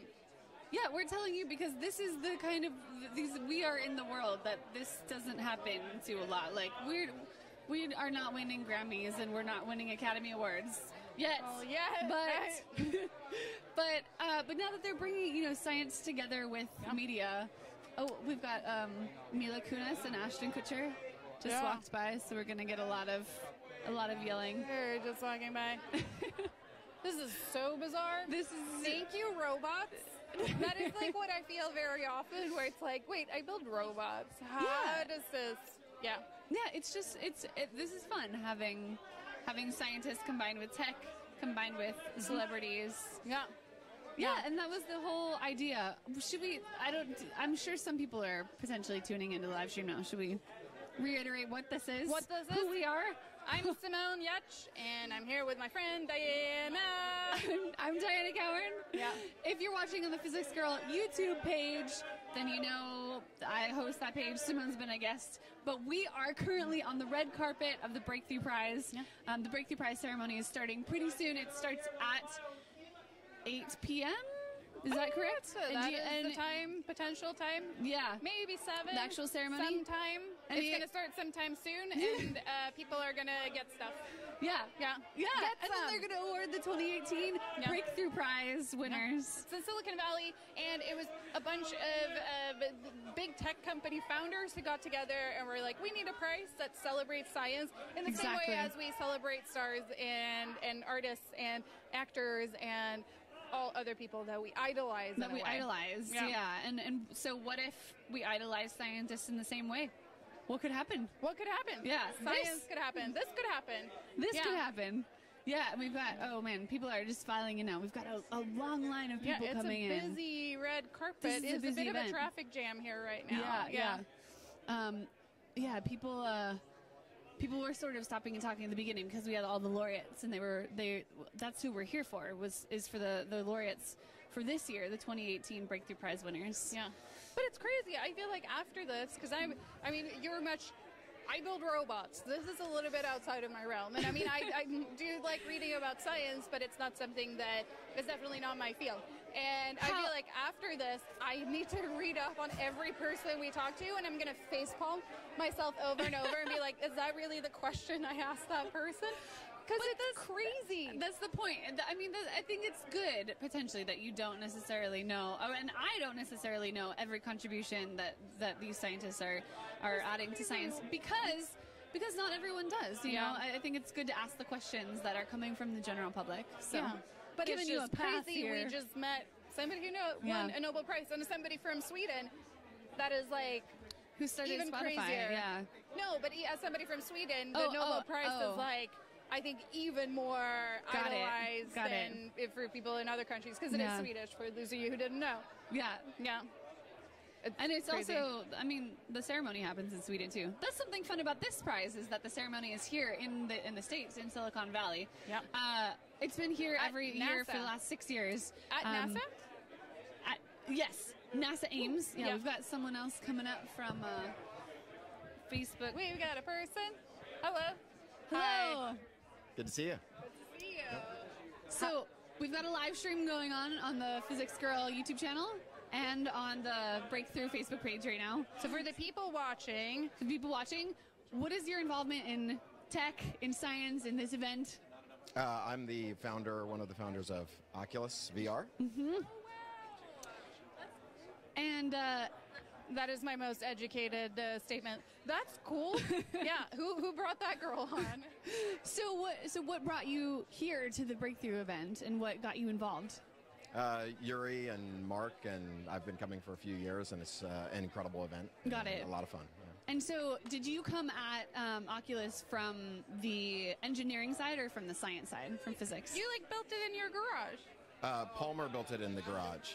We partnered up and joined forces. There were 4 of us that founded the company. Mm-hmm. And by my background is programming. Got it. So from an From the engineering software side. background, actually all of the original founders were engineers. So we're all nerds at heart, and worked on it for a long time and built it up, and here we are. What is the coolest application you've seen to the Oculus Rift? Well, I'm a huge gamer. I love games. I grew up on games. Yeah, and right understandable. now, virtual reality is really being driven by gaming, especially first-person gaming. So there's just tons of different applications out there, but gaming is dear to my heart. So one of the purposes of this event is to inspire young people to potentially pursue careers in science and STEM. What would you say? This is hard. Everyone always asks me that question. What would you say to a young person? But what is something someone said to you, or encouraged you about, or introduced you to get you into science and technology? I think there's no better time to get in than now. When I got into computers, personal computers were just coming. Mm-hmm. And most people didn't have them in their homes. I was fortunate that my parents, supported me getting a personal computer. Mm-hmm. And at this point, people are just for the first time getting virtual reality. Yeah. And this is a complete huge leap from using a computer as a tool to actually being fully immersed in the experience, believing you're there. Mm-hmm. And I really believe this is the beginning of the age of augmentation, Mm-hmm. where we're starting to drive our perceptual system using the computer. And in the past, it's just been a tool. Now we're really intersecting with Mm-hmm. it. And to be able to jump in as a student and program and build your own virtual reality to drive the human perceptual system is an awesome Mm-hmm. opportunity. And there's no better time to get in than now. And it's easy to do, and we make it available for everybody. And I'm excited for potential applications of the Oculus with physics, seeing physics labs. I mean, seeing views, like 360 views of Mars, seeing things that people can't go and see, like inside of a particle collider or something like that. But I'm excited. This girl who runs a YouTube channel, I want to go to space, and she built this virtual space experience. So she sent me to space in virtual reality, yeah. which was that was close to my heart. Yeah, there's incredible education and science research applications for visualization, to be able to dive in on the molecular level, but actually feel like you're there inside of a molecule or inside of a blood cell. Yes, somewhere where you can't go. I'm sorry, exactly. but you can't. Or when we scan in Mars, you'll be able to be on Mars for the first time, and you didn't have to actually take years to get there. You could just teleport there through virtual reality, and that's going to be an incredible experience. So there's so many applications, and I'm just super excited to see where it all goes. Fantastic. Thank you for stopping by. Hope you have a good evening. Thank you. Thank you. Enjoy the awesome. red carpet and the rest of the night. Bye. That's crazy. Yes. That's all I have to say. But what's even crazier is the person we have lined up. I'm very excited for this next guest. I'm a really big fan. Oh, thank you. Thank you. Hello. It's exciting to be Dianna. here. Hi, Dianna. This is Nice to meet Simone. you. I'm Hi, the host Simone. of Physics Girl. We've got a live stream going on my YouTube channel right now. Awesome. And a live stream to the Breakthrough Facebook page. Oh, awesome. So, awesome. yeah, we've just got some questions about, the event and what got you involved. And I just want to say first, little known fact, I started studying physics in college. I dropped out after a year, but your videos got me through that first year, and I really want to thank you for that. Okay, I have mixed feelings that you dropped out, but that's fine. Well, she went on to do some very incredible things with robotics. Okay, so. good. Oh, you build robots. Okay, then. Yeah. We were actually, one of my favorite moments of all building robots was that we were featured on the same page in Paper Magazine. Oh. And I was like, oh, that's nice. Yeah. What are you up to? Oh, we're just trying to continue to do what we're trying to do at Khan Academy. More subjects, even physics. We're continuing to build it out, get more advanced, have practice, not just videos, ways to internationalize other countries, whatever else. Yeah. So for those of you unfamiliar with Khan Academy, it's this online platform. It started on YouTube. I don't think any of them are unfamiliar with Khan Academy, but just in case. Yeah. But it's these very educational and hands-on and videos. in-depth educational videos. We emphasize we're not just videos anymore. A lot of practice. Yeah, that's because everyone thinks it's just videos. Like, no, right. we put most of our it's energy into hands-on as well. Yeah. And so how do you feel about there being a science video competition, a junior challenge portion of this event? Oh, it's awesome. I mean, it's one, you look at a lot of these videos, they're generally going to help a whole generation of people, not just young people, learn about a lot of these concepts that we've all struggled with when you just look at a textbook or whatever else. It gets an energy around science. I wouldn't be surprised if some of these junior winners one day show up as the full, I've created a breakthrough in science winners. Absolutely. So it's exciting. Or the next science communicators. Exactly. Absolutely. Yeah. No, there will be no next ones because we will last forever. Gotta be realistic, Simone. Gotta be realistic. What is the most common question or comment you get about your work? I mean, I feel like my reaction of like, thank you for getting me through that math course or whatever must be a very common one. Oh, and that's what gets our team going is whenever we get letters from folks. I think the most exciting one that we see a lot of are people that I thought I hated subject X, but now I realize it's really beautiful, as most subjects are. That's great, I think, that when someone says that they're losing motivation in a subject and then they watch your videos or your content. Yeah, there's a bunch of stuff out there. It's not just me. Khan Academy is 150 folks. We have thousands of volunteers, so it's much more than me. And how do you feel about being here on the red carpet? It's always that. I have a tuxedo that I wear once a year. This is it. Yes. I wore this on New Year's last year and haven't worn it since, so we're on the same page. And I wore this on a red carpet event 2 years ago, so we're all there. Yeah. Thank you so much for stopping by. Hope you have a good evening. Enjoy the evening. That is probably my peak starstruck moment of the night. Yes. It's because I think that I was past my educational experience by the time Khan Academy was picking up. I did, but I think that he's an MIT alum, so I should have nerded out again on that. Because we haven't had enough MIT already. No, but I feel like it's such a different some of you might not have been here for that. Of science communication, because it's like your YouTube channel. I mean, you are explaining and being very educational. It's also like more on the inspirational side of it. And this is like really the nitty gritty of like, we're going to walk you through the subject. At the end of it, you're going to understand it. And I think that there's something exceptionally challenging about what the Khan Academy does, which is that I mean, you can take something and explode it or do some really cool, unusual physics.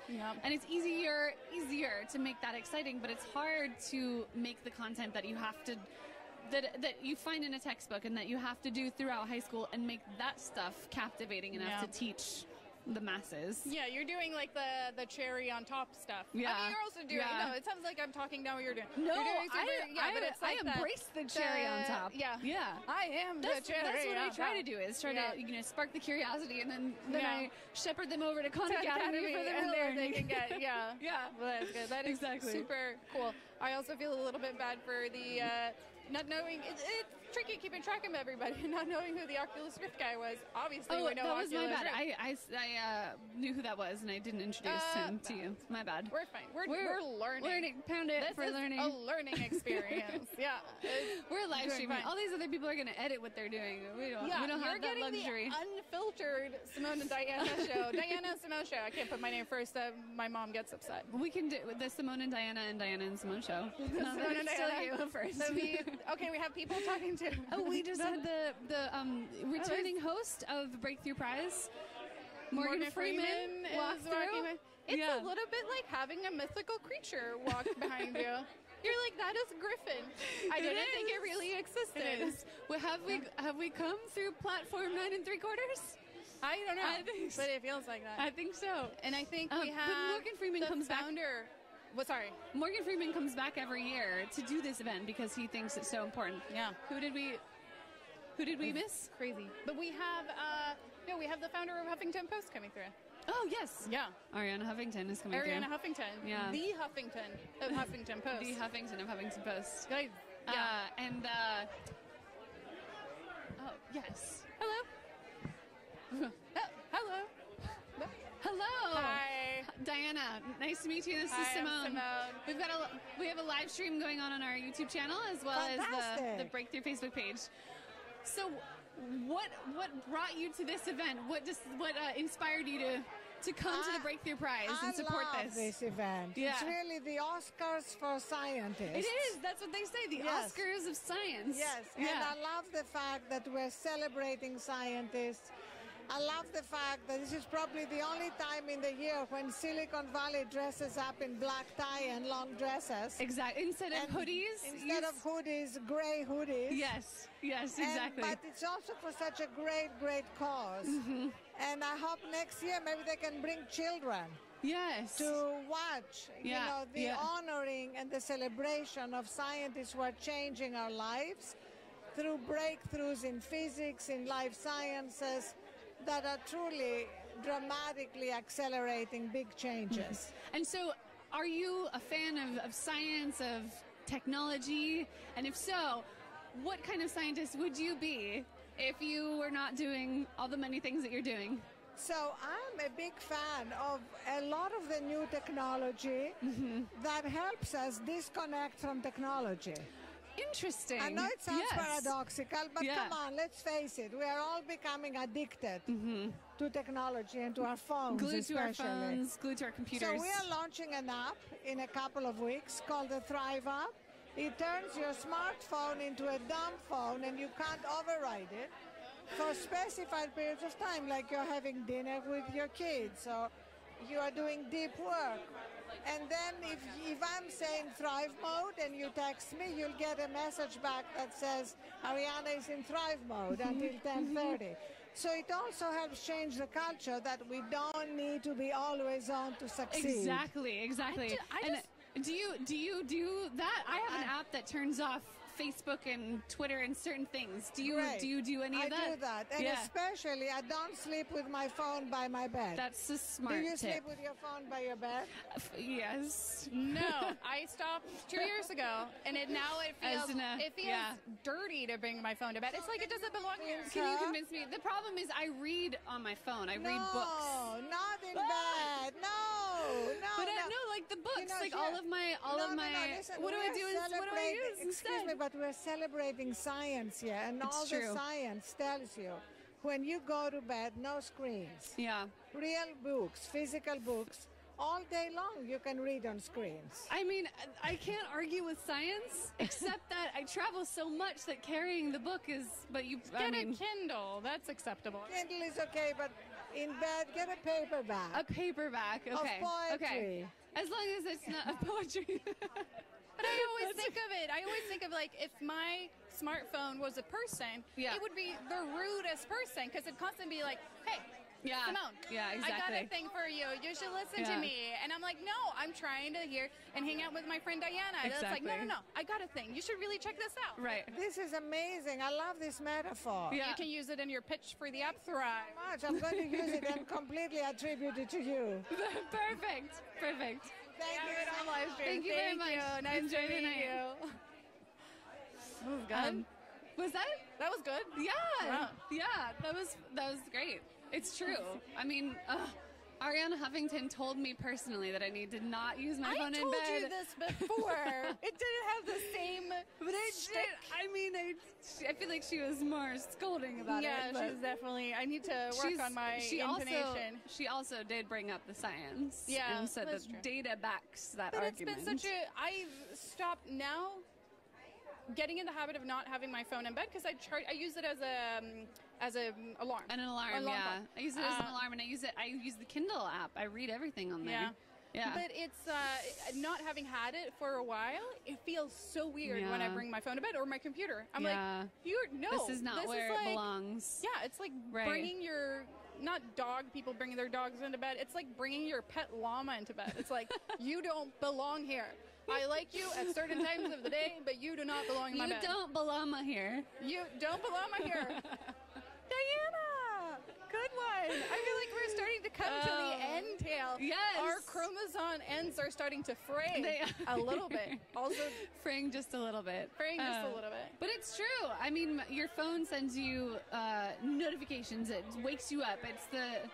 It's the friend that can't leave you alone when you're trying to do important things. Yeah, but it's also, I feel like, to me, the thing that kind of pushed it over the edge was when I started doing social media more. Yeah. Like having a job. Your job is to be on social media. It's very important to draw those lines of like, I'm working, I'm not working. Mm-hmm. When you've got an Instagram to keep up, when you've got Facebook, Twitter, oh my God, and everything. It's so hard. Can't tell you. There's Instagram. There's Facebook. Don't leave me like me. Start on Snapchat. When there's all these apps that are made to grab your attention, to addict you, to get you addicted. Yeah. And then you put them all on your phone. Yeah. So Diana, don't bring your phone to bed. I know. I get it. I get the message. Yeah. I feel like it's starting to. It's dwindling a little bit down here. Yeah. Peter. We've done. Okay, got it. Should we wrap up or? We've just got a couple more people coming through. We've got Anne Wojcicki over here, who is on the on the channel. So, so we may be able to grab her for a second, but we'll see. Yeah. So she's the founder of 23andMe. 23andMe, and also one of the co-founders of the Breakthrough Prize. Yeah, right. So 20. Yeah. So 23andMe is this service. I feel like I'm doing a sponsored message in a video. Yeah. 23andMe, it's a service where you send a sample of your saliva. And they give you in the background. Yes, and you're red. You're better than the Yes Network. And mentioned me in an article comparing Physics Girl to the Yes somebody Network. had asked me about some stuff, and I was like, look, Physics Girl, it's like, the Yes Network, but just for like science. First, like for science. And then I had to Google what the Yes Network was because I didn't know. So this is Anne Wojcicki, one of the co-founders of the Breakthrough Prize, also founder of. I'm so happy to see you. This is such a fantastic event. I'm such a fangirl. I mean, likewise. It goes both ways. I've heard Diana talk a lot about you. Thank you. Yeah. And Simone is a Swedish inventor and roboticist. Oh, and Simone is Swedish. I used to work in Sweden. I love the Swedes. Yeah, I worked for the Wallenbergs. Oh, wow. Oh, yeah. No. Hey, do. Like, I born and raised in Sweden, but I moved here for robots. I learned to eat that really crazy licorice candy. Never heard That's of it. in the drink. Yeah.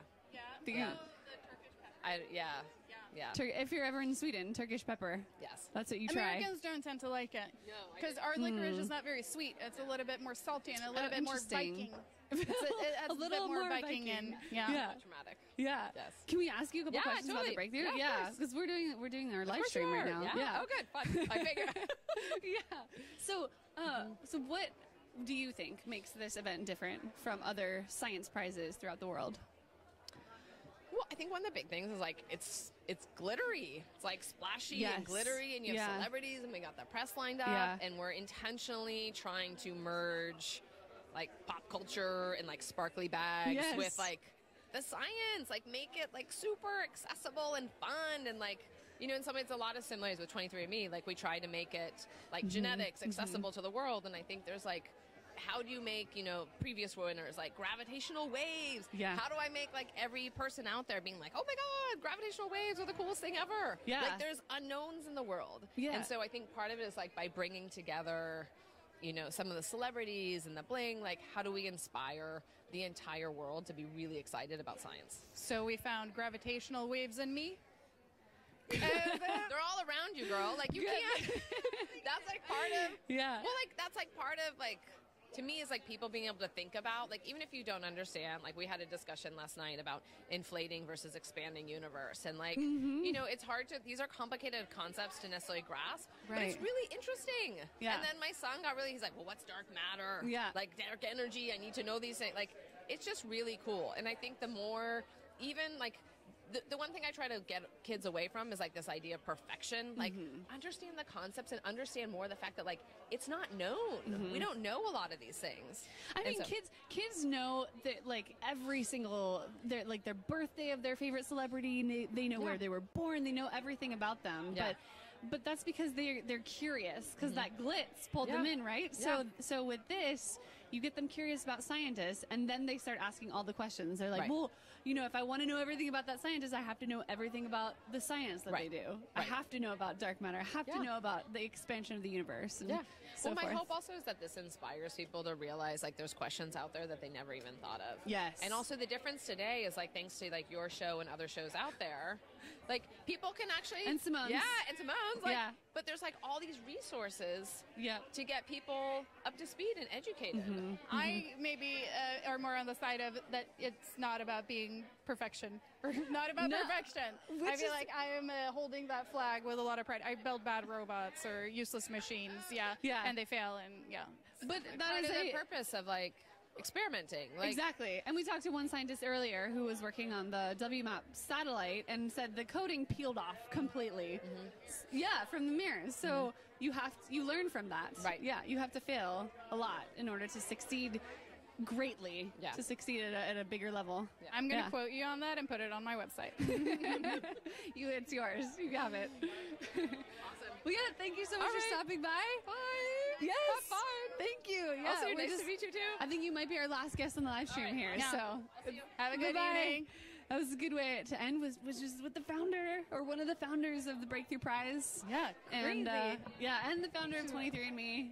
And if you've watched my show, then you did which a lot of physics you have- riddles with her, right? I did, yeah. Anne was on the show, so a lot of you may have recognized her from Physics Girl Physics Riddles. Yeah. I didn't bring any riddles for her tonight. I thought maybe I'd give her a pass when she's on the red Put her on carpet the for spot on live stream and be like, answer this question for her own event. Yeah. Well, I think we're coming to the tail end of We this. are. This was crazy. This is we're so- getting hand signals from behind the camera Yeah. that we should keep it going, I think. For just a little second here. Yeah. But yeah, this event has been so insane. What was your favorite part so far of the event and the people that we talked to? I think meeting Saul Saul Khan Khan of Khan Academy. Khan Academy, the founder of the educational website. Yeah, that blew my mind because it's someone that's directly wild. impacted yeah, you. But something that's directly impacted me. And I mean, I dropped out of college, so I don't know how much it impacted me. But I think he was a little sad to hear that, but then found out you were but a roboticist. I feel like I'm doing. I've forgiven myself for dropping out of college Yeah, a little I think bit. we all have. Something. We all have forgiven We've me. all forgiven you. Oh. We've all dropped out of college? No, we we've have all forgiven agreed you. to forgive you, Simone. No, but that because that's something, that I've hands-on had. I feel like you really enjoy talking to the physicists. I do. I don't know. Does it show? I get really excited. You get this like physics sparkle in your eye.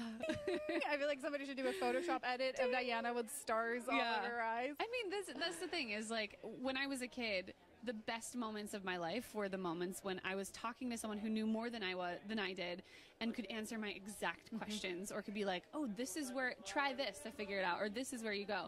And these are people who, once I got a physics degree, there are not that many people in the world that can answer my questions that Google can't about the universe. But I get to ask them questions here on the red carpet, and it's so much fun. I love it. What did you learn anything new? I mean, it's all a blur. I learned that I shouldn't use my phone in bed from Ariana Huffington. Yes. I mean, I feel like you've known that for a long time. You just haven't. Well, I kind of figured that since I turn everything else off, but the You also sleep with headphones in, no? I do sleep with headphones in. We're giving away my secrets, Simone. Yeah, okay, I'm starting to give away Diana's secrets, which means that we should wrap this thing. Yeah. Thank you so much for watching. I can't wait to go in and read the comments because I feel like it feels like we're doing this in the blind because we have no idea how many people we haven't were been able watching. to monitor the comments or anything that's been going on. We hope that it's been fun for you guys. I've had an incredible time. Thank you so much for tuning in to the live stream of the Breakthrough Prize red carpet. Yeah. Thank you, Simone, for being my fantastic co-host. And please watch the show. And the show is coming up. It's coming up. And they're going to start handing out the awards in 7 minutes. 7 o'clock was what that hand Pacific gesture time. meant. 10 o'clock Eastern time I had is to actually when the count ceremony the is fingers. happening. Like 1, 2, 3, 4, 5, 7. 7 o'clock. 7 p.m. Pacific time. They're handing out $22 million. $22 million. The biggest prize. Yeah, in it's going to science, have or all the most- tech giants and all the celebrities as hosts handing out the prizes. And So also tune in. us. No, not for the. We're on not the- there, but we're going to watch it. Our live stream is We're we'll be there Yeah, watching. sorry. Yeah, we'll be watching. Tune in for the show. The ceremony is happening at 7 p.m. Pacific time. Yeah. Yes. Bye. Bye.